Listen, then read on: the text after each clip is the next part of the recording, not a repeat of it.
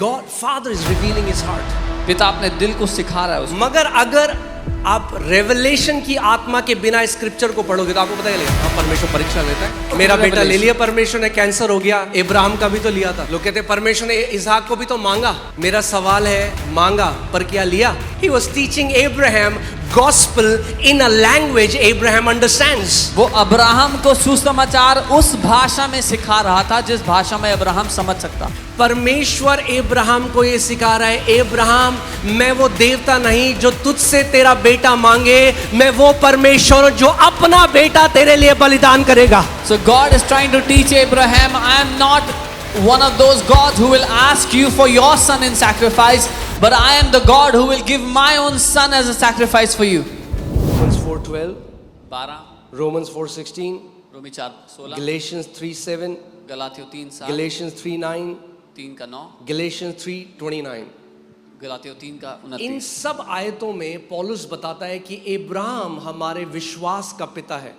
In all these verses, Paul writes, Abraham is our father of faith. That means if you want to learn true faith, you look at Abraham. इसका मतलब अगर आप सच्चा विश्वास सीखना चाहते हो तो अब्राहम की ओर देखो। Okay, are you guys with me? मेरे साथ हो। अगर विश्वास सीखना है तो बाइबल कह रही है, परमेश्वर कह रहा है, look to Abraham your father. If you want to learn faith, the Bible is saying Abraham की ओर देखो, अपने पिता की ओर। क्योंकि यूजुअली इस बात को समझो, जो आपके उदाहरण हैं आप वैसे ही बढ़ने लग जाते हो और जो फल उनके जीवन में हैं वही फल आपके जीवन में भी होने लग जाते हैं। Because you start to grow like those who are your examples, and the fruit they have in their life, you will also start to have in your life. Okay? अब जब मैं ये वचन बना रहा था, जब मैं मनन कर रहा था, तो ये बहुत बड़ी स्टडी है, मैं आपको बता रहा हूँ इब्राहिम के ऊपर, शायद महीनों लग जाएं। When I was preparing this word, it would take months to cover this.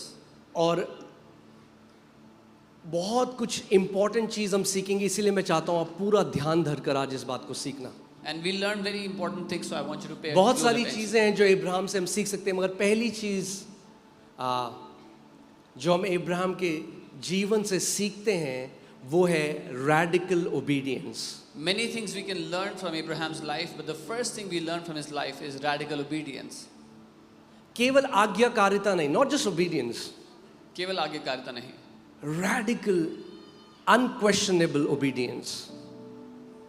बेशर्तिया आज्ञाकारिता जिस पे कोई सवाल ना उठाया जाए। ओके, सो मैं आज आपको, आपने सुना होगा कई लोग बोलते हैं परमेश्वर परीक्षा लेता है, देखो इब्राहिम की भी तो ली। आज हम उससे सीखेंगे कि क्या उस स्टोरी के अंदर क्या भेद है, क्यों परमेश्वर ने इब्राहिम से बोला मुझे अपना बेटा दे। Many people say that God tested Abraham, so we will learn from that story. Genesis 22 1 और 2। Genesis 22 1 and 2. Now it came to pass after these things that God tested Abraham. इन बातों के पश्चात ऐसा हुआ कि परमेश्वर ने अब्राहम की परीक्षा की। Okay, pay attention, focus.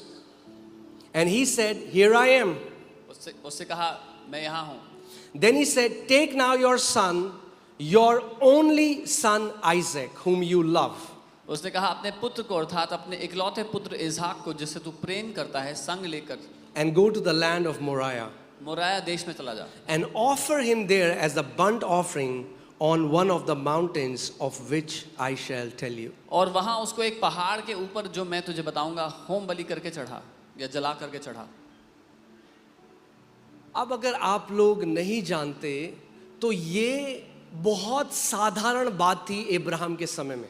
If you don't know, at the time of Abraham, this was a very common practice. सारे जो देवी देवता थे उसके समय में वो बच्चों का बलिदान मांगते थे लोगों से। All the gods and goddesses of that time, they would ask for a child sacrifice. आज आप भेद सीखोगे कि इस स्टोरी में गॉस्पेल छुपा हुआ है। Today you will learn the mystery that the gospel is hidden in this story.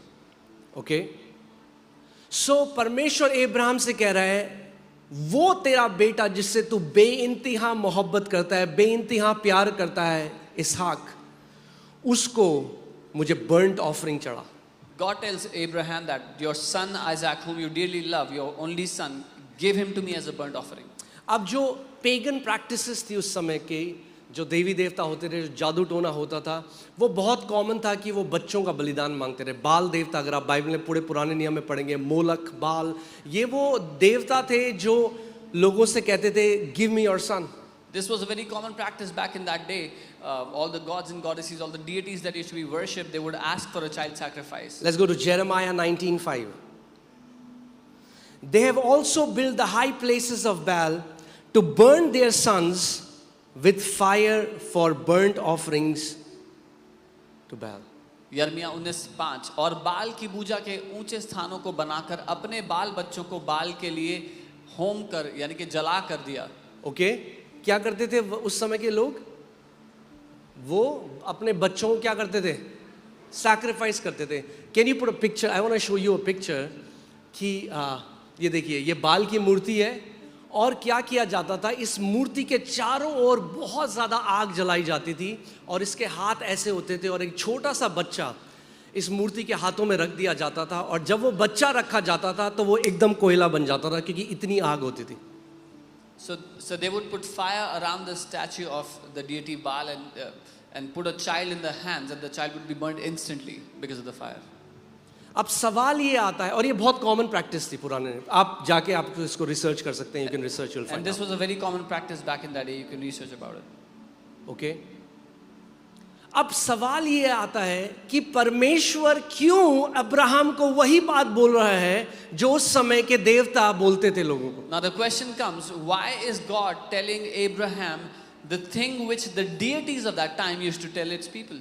Because God wants to teach Abraham, I am not like these gods. क्योंकि परमेश्वर अब्राहम को ये सिखाना चाहता था कि मैं इन ईश्वरों की तरह नहीं हूँ, मैं इन देवताओं की तरह नहीं हूँ, मगर he can teach him through the language that he understands. I am not like these gods, लेकिन वो उसको उसी भाषा में सिखा सकता है जिसको अब्राहम समझ सकता है।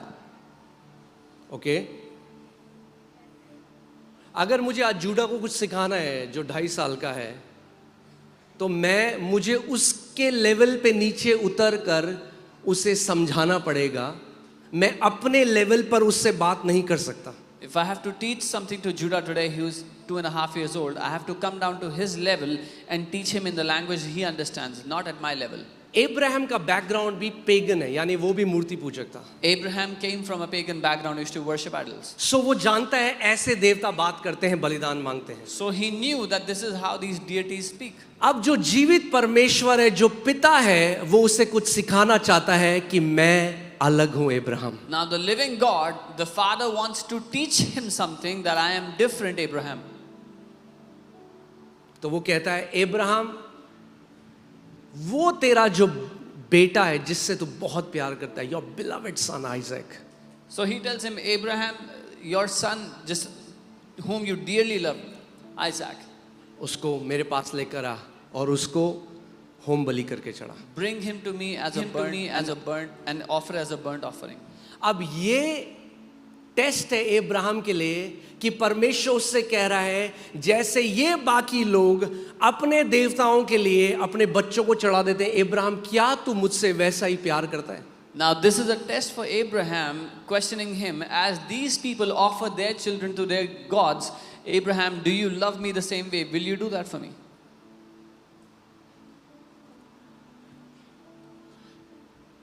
Gospel इसमें, I'll tell you. The Okay. gospel is in this. Hebrews 11:17-19. By faith, when he was tested, offered up Isaac. How did he offer Isaac? By faith, not by fear. Other people were doing it by fear. Abraham did it by faith. विश्वास ही से Abraham ने परखे जाने के समय में इसहाक को बलिदान चढ़ाया, डर के मारे नहीं। दूसरे लोग डर के मारे चढ़ाते थे, उसने विश्वास के द्वारा चढ़ाया। Okay, focus, because you're going to learn why it was by faith. आप सीखेंगे क्यों विश्वास से है। And he who had received the promises offered up his only begotten son. और जिसने प्रतिज्ञाओं को सच माना था, अपने इकलौते को चढ़ाया। ओके, अब्राहम ने किसको बलिदान किया? बलिदान करने चढ़ाया?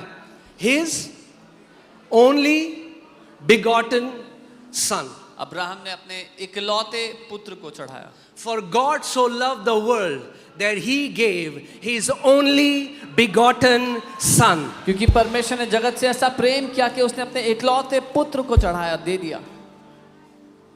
This word begotten comes from the Greek word monogenes, which means a prototype, one of a kind. Can you put the meaning?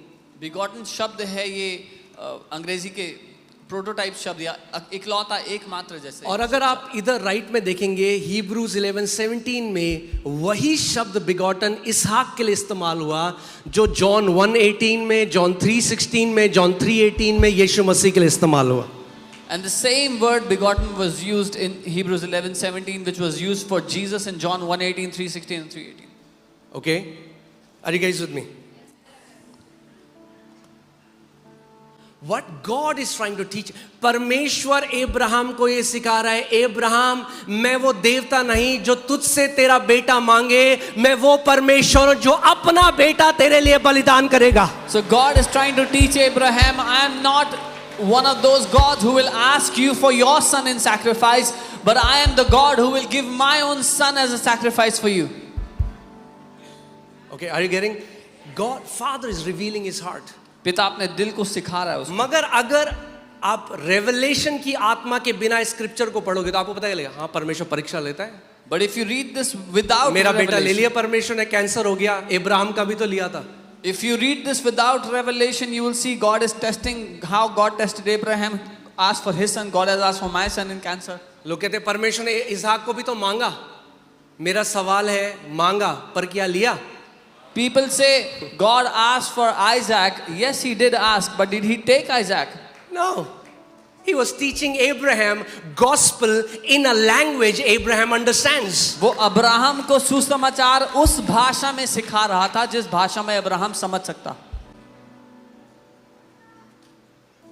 Abraham तूने बहुत सारे देवी देवताओं को जाना मगर मैं अलग हूं Abraham. Abraham, you have known many gods, but I am different. मैं बलिदान लेने वाला नहीं, मैं बलिदान देने वाला परमेश्वर. I am not the one who takes sacrifices, I'm the one who gives sacrifices.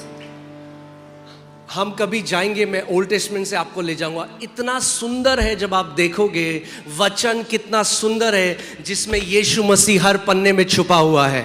Sometime we will go from the Old Testament and see how beautiful it is where Jesus is hidden in every page. Sometimes Christian would say, after Jesus, it's new covenant. Old Testament, Jesus was not there. Can I tell you, in Old Testament, Jesus is everywhere. कई बार लोग बोलते हैं पुरानी वाचा में यीशु नहीं थे, नई वाचा की बात अलग है, लेकिन पुरानी वाचा में हर जगह पर यीशु मसीह है.